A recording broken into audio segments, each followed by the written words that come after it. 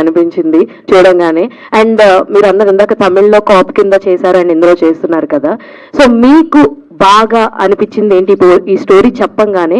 Which element or which point మీకు బాగా నచ్చిందంటే ఏం చెప్తారు? One and only point, Mohan Babu గారితో యాక్ట్ చేసి ఒక అవకాశం వస్తుంది అంది. దట్ వాజ్ మై 1-200, అదే that was my reasoning to be a part of this film. And పైగా ఈ కథ నాన్నగారు తీసుకొచ్చారు నాకు. So I was even more excited that he saw me in a certain way, in a certain role. So that was the reason. All the very best. Thank you. Ma'am, ఇది combination కోసం మోహన్ బాబు గారిని తీసుకున్నారా, లేకపోతే story demand చేయడం వల్ల మోహన్ బాబు గారిని తీసుకున్నారా? నేను లైఫ్లో ఎప్పుడు బిలీవ్ చేసేది ఏంటంటే, కాస్టింగ్ వల్ల 80% ఆఫ్ ద సినిమా అయిపోతుంది. Who is right for the role.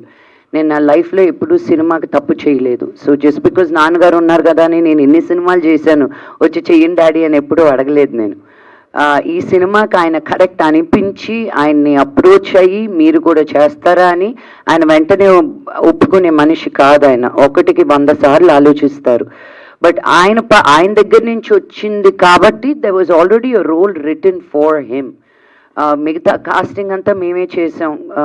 And ఈ మధ్యకాలంలో ఒట్టి తెలుగు సినిమా కాకుండా when we want to approach a wider audience, అందుకే ఆన్సాంబుల్ కాస్టింగ్ లాగా సముద్రకని గారు తమిళ్లో తెలుసు, చిత్ర శుక్ల నార్త్లో తెలుసు, విశ్వంత్ ఇక్కడ చాలా సినిమాలు చేస్తూ ఉన్నారు. And Siddique garu he is considered like a god in Malayalam. So అందరూ ఒక పోస్టర్ మీద ఉంటే ఆ అందం చాలా డిఫరెంట్గా ఉంటుంది అని. మా మహేష్ అండ్ సురేష్ గారు were all a part of this journey. So we wanted to make an ensemble very interesting kind of a thriller అన్నమాట. మోహన్ బాబు గారు నో కాంప్రమైజ్ మ్యాన్ అంటారు. సెట్లో మీకు టఫెస్ట్ మూమెంట్ ఏంటని? Every day with him is toughest moment. ఆయన act చేసేటప్పుడు నేను ఊరికి ప్రొడ్యూసర్ గాను, ఒక యాక్టర్, ఒక డాటర్ గాను వస్తే నా లైటింగ్ డబడబా అంటుందండి వాళ్ళు, రెడీయా? సో అలా అనుకున్నప్పుడు నన్ను బాగా ప్యాంపర్ చేస్తారు. ఇది తీసుకొచ్చి పెట్టండి రా పాపకి, అది పెట్టండి, ఇది చేయండి, చైర్ సరిగ్గా వేయండి, ఇలా చేయండి. అసలు ఆ చూసుకోవడం ఎలా ఉంటుందో అది నాకు మనోజ్ దట్ ప్రయాణం సినిమా అప్పుడు మా డాడీ కంటే బాగా చూసుకున్నాడు నన్ను. మలేషియా తీసుకెళ్ళాలి, నెవర్ ఫర్గెట్ దాట్. బికాజ్ మా నాన్న చూసుకున్నట్టు ఎవరు చూసుకోలేరు అన్న ఫీలింగ్. బట్ ఒక షూటింగ్కి వెళ్ళినప్పుడు దట్ ఈస్ మనోజ్ కూడా నాకు ఫస్ట్ టైం నా తమ్ముడు పెరిగిపోయాడు, he is also become a man అన్నది ప్రయాణం. అప్పుడు నేను అమెరికాలో ఉండేదాన్ని, నేను మలేషియా వచ్చాను మనోజ్ తోటి ఉందా అని. నా ప్రతి మీలు షూటింగ్లో ఉంటూ కూడా అక్క ఎక్కడికి వెళ్తున్నావు, ఎవరు తీసుకెళ్తున్నారు, ఏం చేస్తున్నారు, ఆ టేకింగ్ కేర్ అనేది I enjoy it a lot. ప్రయాణం సినిమా వరకు నీకు క్లారిటీ రాలేదా నా గురించి?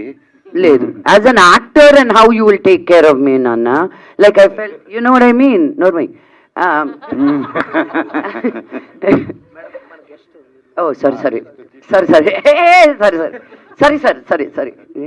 కట్ అయిన తర్వాత చెప్తాను నీ సంగతి.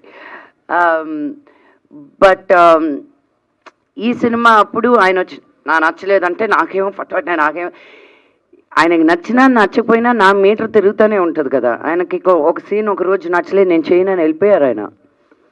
గుర్తుందా? చాలా సన్నంగా ఉంటే నాకు తెలిసి వీడు రైటర్లు అనిపిస్తుంది, ఎలా నువ్వు రాస్తావా అన్నాడు. నేను ఆయన ఏదో మాట్లాడేలోపు నేను వెళ్ళి కాల్ మీద పడుకున్నాను.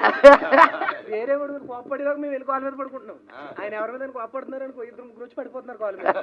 నేను అన్నా లెగండ్రా, మిమ్మల్ని మీ మీద కాదు కోప్పడుతుంటే వాళ్ళ మీద అని చెప్పా. జస్ట్ ఎవరైనా ఒకరు తిడుతున్నారనికైనా ఇంకో 4 అలా పడుకుంటున్నారు, లెగట్లేదు, తలగాడేసుకుని ఆయన కాల్ మీద. నేను అన్న ఒరే ఆయన కదరా తిడుతుంటే మీరెందుకు పడుకు, ఏమో కంగారు వచ్చేసింది అన్న అంటున్నారు. ఆడే జిఎంఆర్ అని ఒకడు ఉండేవాడు, ఎవరిని తిట్టినారు సార్ ఆడు, జిఎంఆర్ గుర్తున్నాడు, కానిస్టేబుల్ చేశాడు. వాళ్ళు ఎవరినో మేకప్ మీద తిడుతుంటే వెళ్ళి పడుకున్నాడు. మొత్తం లెగరంటే లెగడే, నువ్వు లెగితే పని మేము పడుకుంటాం కదంటే వాళ్ళు లెగట్లాడు ఆ కంగారులో. అది జరిగింది. అండ్ నాన్నగారు ఈవినింగ్ 6 తర్వాత షూటింగ్ చెయ్యరు. అలాంటిది క్లైమాక్స్ అప్పుడు ఆయన 1 గంట వరకు 2 గంటల వరకు ఆ ఫైట్ సీక్వెన్స్లో ఆ పొగలో